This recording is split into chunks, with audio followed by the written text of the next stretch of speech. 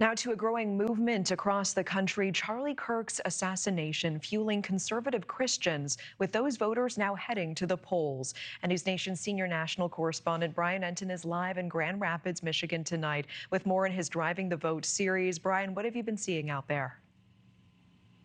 Yeah, hey, Natasha, we're on the road tonight. We're driving across the country as part of our series, talking to Americans ahead of the elections last week. And we've been visiting college campuses where there are a lot of young people really energized in these Turning Point USA chapters. Take a look.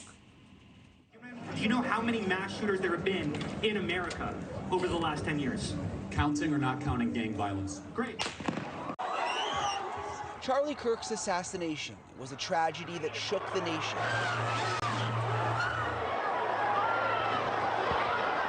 No one could have expected what would happen next. Turning Point USA, already a political force, now chapters from coast to coast experiencing unprecedented growth. And what's perhaps most consequential, the members are getting younger and younger. Were you inspired by Charlie Kirk? I definitely was. The way he presented himself, it was so cool, and I wish I could be that confident.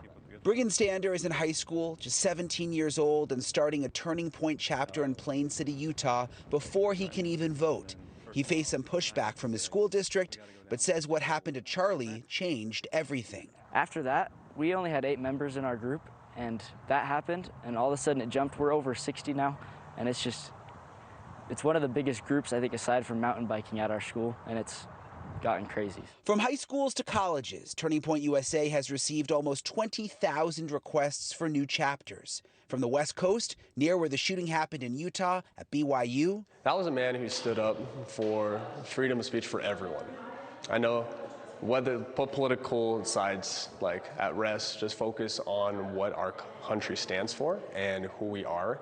That was a man who focused on having diverse thoughts and talking about them without hostility.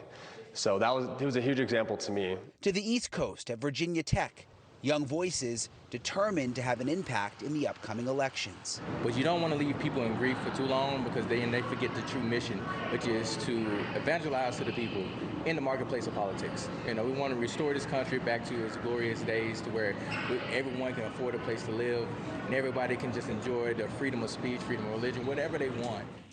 So many well-spoken young people that we met on those college campuses, Natasha, and some of those chapters, again, went from having a dozen people in them to literally hundreds or even thousands, people just motivated after Charlie Kirk was shot. Natasha? Yeah, Brian Entin bringing us that look on the ground. We really appreciate it. Thank you. Thank you for watching. Subscribe below and download our NewsNation app right now on your phone, and you will get fact-based, unbiased news for all Americans.